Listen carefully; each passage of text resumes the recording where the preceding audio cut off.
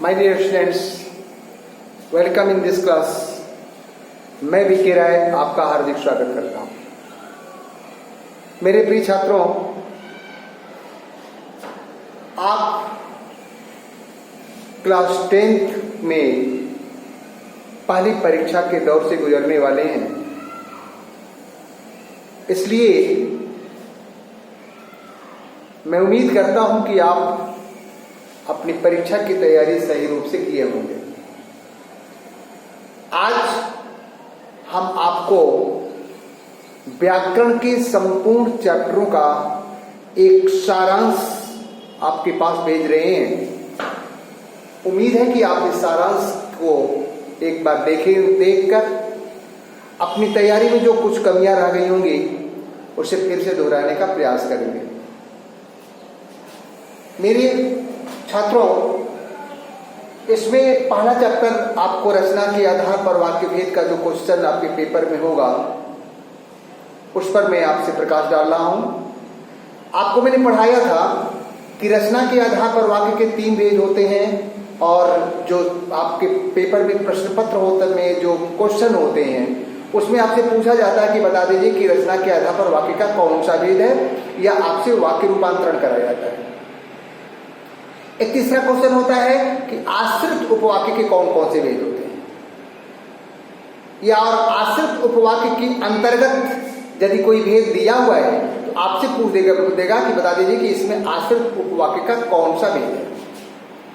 तो सबसे पहले तो मैं आपको फिर से एक बार रिपीट करा दूं कि रचना के आधार पर जो वाक्य भेद बताया गया था उसमें आपको मैंने 3 बताया था: सरल वाक्य, संयुक्त वाक्य और मिश्र वाक्य। और आपसे मैंने कहा था कि सरल वाक्य में यदि अपने पेपर में केवल एक वाक्य देखना तो आप जानना कि ये सरल वाक्य है। जैसे आपके प्रश्न पत्र में दिया है कि राम और श्याम घर जा रहे हैं, तो आप इसको एक सिंगल वाक्य समझते हो, इसमें 2 वाक्य नहीं है। और देख करके आपके दिमाग में ये मतिभ्रम ना आ जाए कि ये दूसरा भी हो सकता है, ये अवयोजक है, यहां शब्द जुड़ा है, वाक्य नहीं जुड़ा है। इसलिए राम और श्याम यदि आ रहा है कि राम और श्याम घर जा रहे हैं, राम या श्याम घर जाए, इस टाइप का कोई भी सेंटेंस यदि आता है तो इसको आप सरल वाक्य लिखोगे। लेकिन यदि ये कहता है कि राम घर जा रहा है और श्याम भी घर जा रहा है, ये सेंटेंस यदि पेपर में आ गया तो जान लेना कि ये संयुक्त वाक्य है। क्यों? क्योंकि संयुक्त वाक्य में 2 वाक्य होते हैं और वो विशेष रूप से और, किंतु, परंतु, या, इसलिए से जुड़ा होता है। तो इसमें से कोई भी योजक यदि आपके पेपर में दिखलाई पड़े तो आप ये समझिएगा कि ये संयुक्त वाक्य है, लेकिन ख्याल करेंगे वहां 2 वाक्य होने चाहिए। यदि सिंगल वाक्य के साथ और आ रहा है तो आप उस और को कभी भी संयुक्त वाक्य न समझिएगा, उसको हमेशा सरल वाक्य समझिएगा। अब वाक्य का जो तीसरा भेद है वो मिश्र वाक्य। मिश्र वाक्य में मैं ज्यादा विवेचना आपसे नहीं कर रहा हूं, आपको सब सारी चीजों पर मैंने प्रकाश डाल दिया था।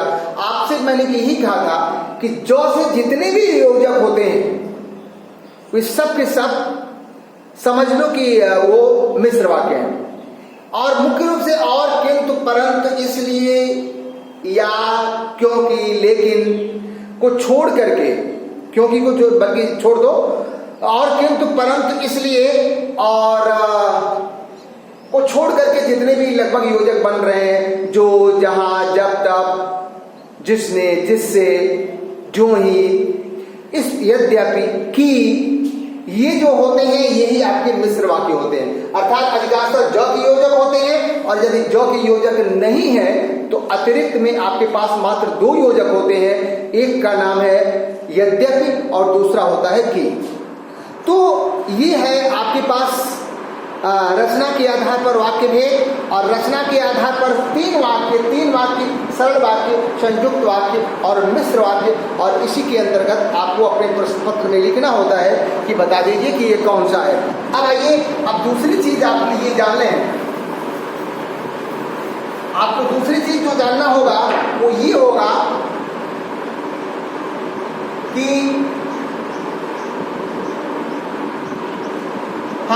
दूसरी चीज आपको जानना होगा आश्रित उपवाक्य के भेद।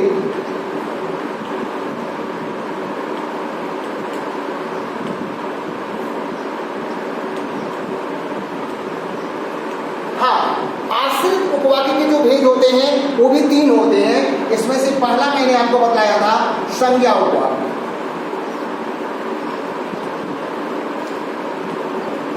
इसमें मैंने आपको बताया था कि एकमात्र योजक मिलता है कि आपके पेपर में यदि की दिया हुआ है 2 वाक्य जुड़े, 2 वाक्य हों और वो की से जुड़े हैं।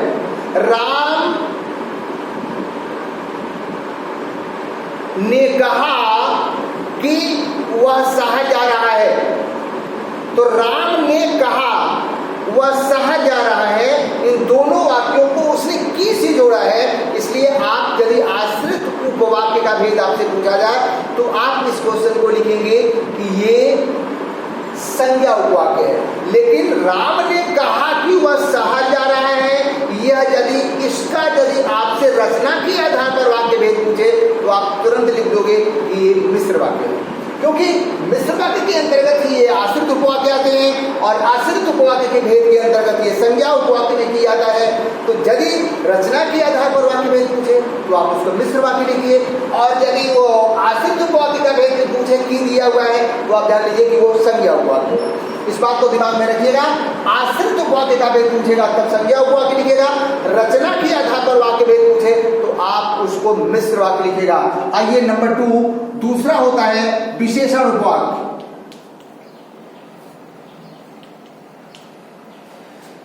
हाँ, इस विशेषण उपवाक्य में आपके पास मात्र 3 शब्द आते हैं, जो, जिस और जिन।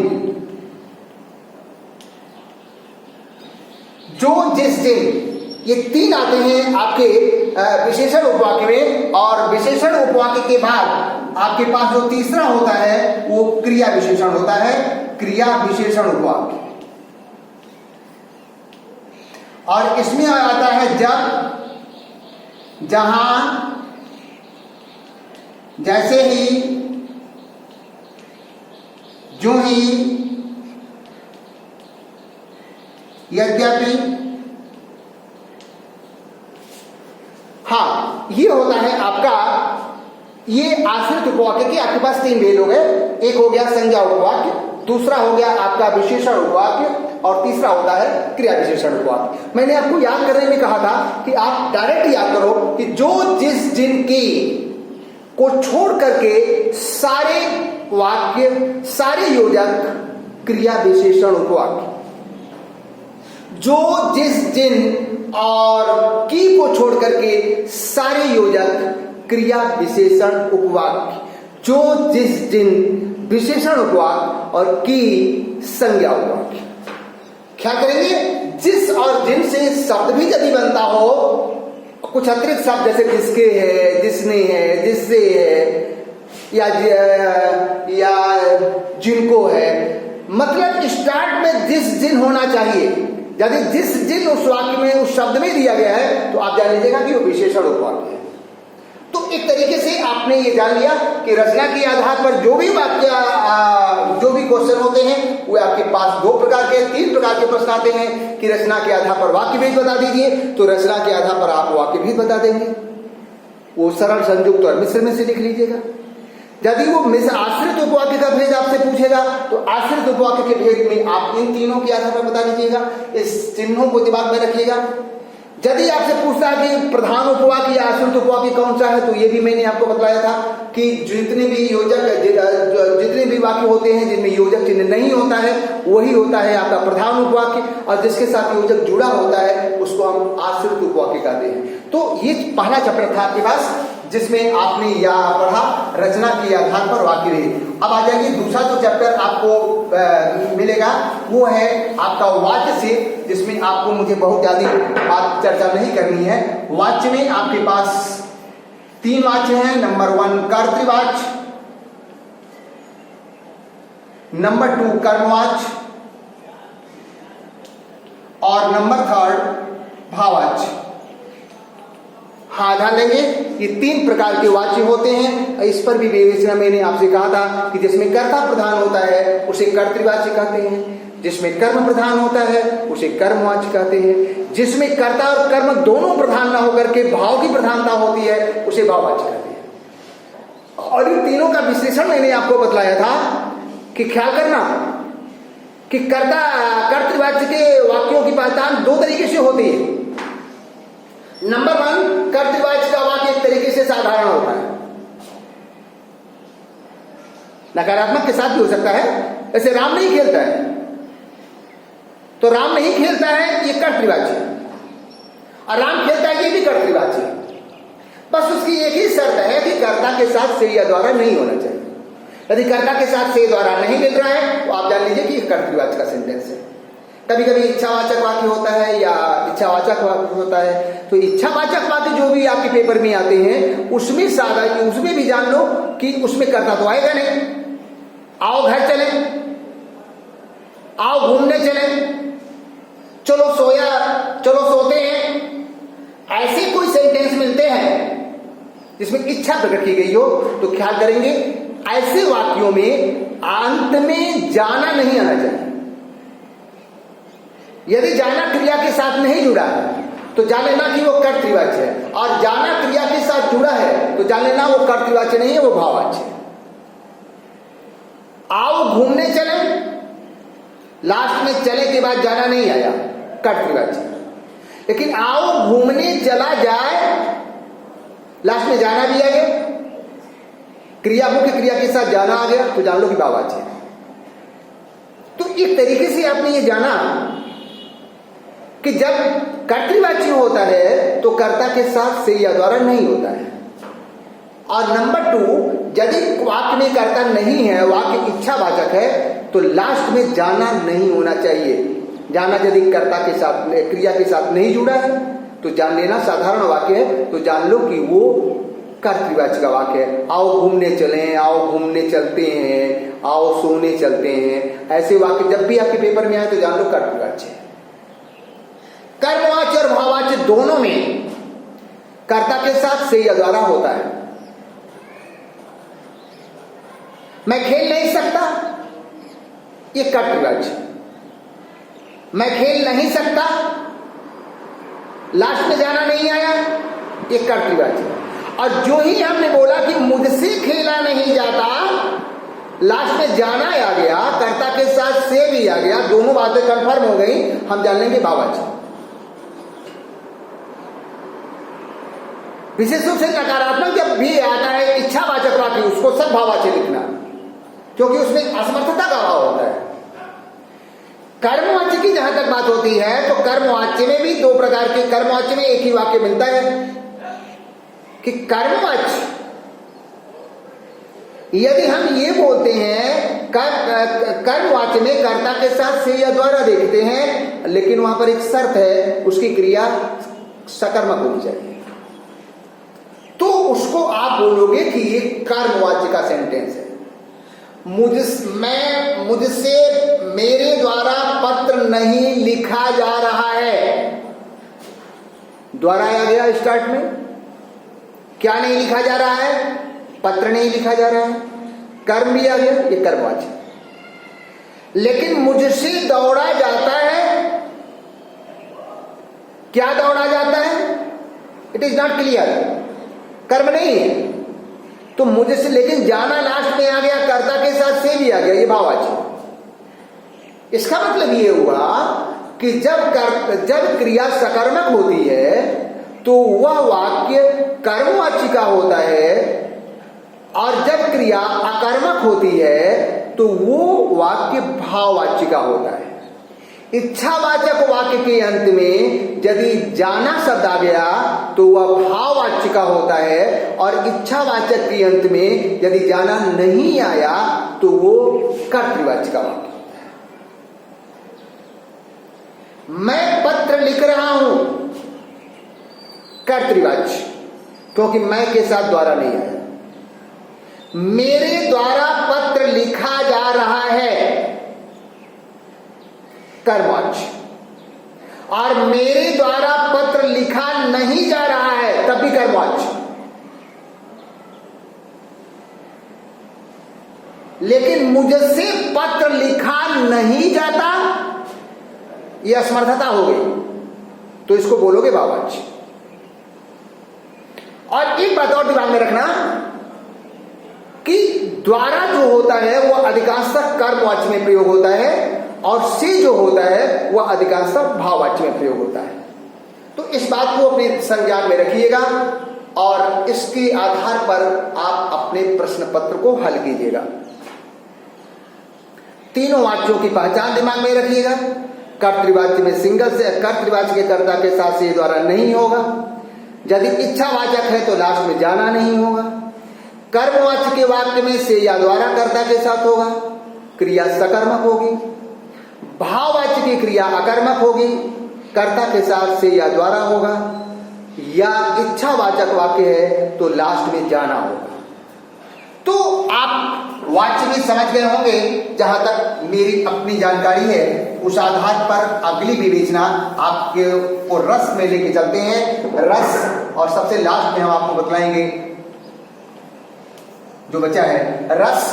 रस में बहुत साधारण सी बात मैंने आपसे कही थी कि रस में तो मुझे कुछ विशेष आपसे आज डिस्कस नहीं करना है। रस में केवल आपसे मैंने कहा था कि रसों के अस्थायी भाव का नाम याद कर लेना। इसमें 3 प्रकार के प्रश्न होते हैं। रस का नाम देकर के आपसे अस्थायी भाव पूछा जाता है, अस्थायी भाव का नाम देकर के आपसे रस का नाम पूछा जाता है, और कोई कविता देकर के आपसे रस का नाम पूछा जाता है। तो कोई कविता देकर के जो रस का नाम पूछा जाता है वही आपके लिए थोड़ी दिक्कत पैदा करती है, क्योंकि प्रायः कविता का अर्थ सबके संज्ञान में नहीं आ पाता। तो कुछ विशिष्ट शब्दों को मैं आपको बता दे रहा हूं, उन शब्दों को याद रखिएगा। यदि आपकी कविता में क्रोध शब्द दिखलाई पड़े, अग्निबाण दिखलाई पड़े, तो ये जान लेना कि ये शब्द ये रौद्र रस का सूचक है। क्रोध या अग्निबाण। दान, दया, धर्म। दान, दया और धर्म, ये 3 शब्द आपके पेपर में दिखलाई पड़े तो जान लेना कि ये वीर रस इकट्ठा है। या किसी को प्रोत्साहित करना, किसी को प्रोत्साहित करना, ये भी वीर रस है। वीर तुम बढ़े चलो, धीर तुम बढ़े चलो, साथ में ध्वजा रहे, बाल दल सजा रहे, ध्वज कभी झुके नहीं, ध्वज कभी रुके नहीं। वीर रस। आगे बढ़ो। वीर शब्द दिया अपने आप को समझ जाओगे। लेकिन जाओ अपने राम राज्य की यान बढ़ाओ, वीर वंश की शान, देश का मान बढ़ाओ। अम्ब तुम्हारा पुत्र पैर पीछे न धरेगा, प्रिय तुम्हारा पति न मृत्यु से कभी डरेगा। एक उत्साह है कि तुम्हारा पति मौत से कभी नहीं डरेगा, वो वीर है। तो यदि वीर है तो वीर रस है। जहां लजाने, शर्माने, सकुचाने का भाव हो, नजरें नीची हो रही हो, मन में उदासी हो, पति पत्नी जैसा शब्द आ जाए, प्रियतमा जैसा शब्द आ जाए, प्रियतम जैसा शब्द आ जाए, जान लेना श्रृंगार रस। मूलतः श्रृंगार, वीर, करुण और रौद्र में से ही मैंने आपसे कहा था कि करुण रस और श्रृंगार रस का जो वियोग श्रृंगार होता है लगभग एक जैसा होता है। तो याद रखना कि वियोग श्रृंगार रस में रुदन नहीं होता। रुदन तो होता है लेकिन अपने प्रियतम से मिलने का भाव रहता है कि प्रियतम कभी मिलेंगे जरूर। हमारे हरिहारिल की लकड़ी, उधो मन नहीं हाथ हमारे। ये जो कविता है, ये कविताएं बतला रही हैं कि गोपियां कृष्ण के वियोग में तड़प रही हैं, लेकिन फिर भी उन्हें विश्वास है, वे कृष्ण से एक निष्ठ प्रेम करती हैं। उन्हें विश्वास है कि जो कृष्ण वादा करके गए हैं वो प्रेम की मर्यादा का पालन अवश्य करेंगे, वे एक बार फिर लौट करके जरूर आएंगे। तो वहां मिलन का भाव जरूर आ रहा है कि मिलेंगे जरूर। तो ऐसी कविताएं यदि आपके पेपर में आती हैं तो उसको आप यदि मिलने का भाव है, तो यदि प्रियतम से मिलने का भाव है, पति को पत्नी से मिलने का भाव है, पत्नी को पति से मिलने का भाव है, ऐसे शब्द आ रहे हैं तो आप जान लेना कि वो श्रृंगार रस है। और यदि मिलने का भाव और यदि बेटे से बेटा या बेटी का अपने माता पिता से मिलने का भाव है तो जान लेना कि वही वात्सल्य रस है। आपको केवल श्रृंगार रस या वात्सल्य रस देना होगा, उसका विभेद नहीं बताना होगा। विभेद यदि पूछता है तो संजोग और वियोग आपको पता है, संजोग वात्सल्य रस, वियोग वात्सल्य रस, और संजोग श्रृंगार रस, वियोग श्रृंगार रस। तो ये रस की बात हो गई। तो रस के बाद जो अंतिम चैप्टर आपके पास है वो है आपका पद परिचय। पद परिचय की सारी विवेचना हमने आपको तो नहीं बतलाई थी, केवल थोड़ा बहुत दिमाग में है, आप पुरानी ज्ञान के आधार पर दिमाग में रखिएगा। संज्ञा की विवेचना मैंने आपको पढ़ा दी थी। सर्वनाम शब्द यदि आप देखिएगा तो उसको सर्वनाम लिखिएगा, और उसके बाद यदि समय का कोई शब्द आपके पेपर में आ रहा है तो समय को आप हमेशा ही क्रिया विशेषण समझिएगा। यहाँ वहाँ ऊपर नीचे जैसे स्थान की बात आ रही है तो उसको स्थानवाचक क्रिया विशेषण समझिएगा। आज कल परसों ऐसा शब्द यदि आपके पेपर में आ रहे हैं तो उसको कालवाचक क्रिया विशेषण समझिएगा। अचानक जैसा शब्द आ रहा है तो उसको आप रीतिवाचक क्रिया विशेषण समझिएगा। विशेषण आपके दिमाग में है ही और सर्वनाम आपके दिमाग में है ही। इन्हीं शब्दों के साथ हम अपनी वाणी को आज विराम देने जा रहे हैं। फिर से आपसे अगली क्लास में अगली वीडियो के साथ मुलाकात होगी। तब तक के लिए नमस्कार।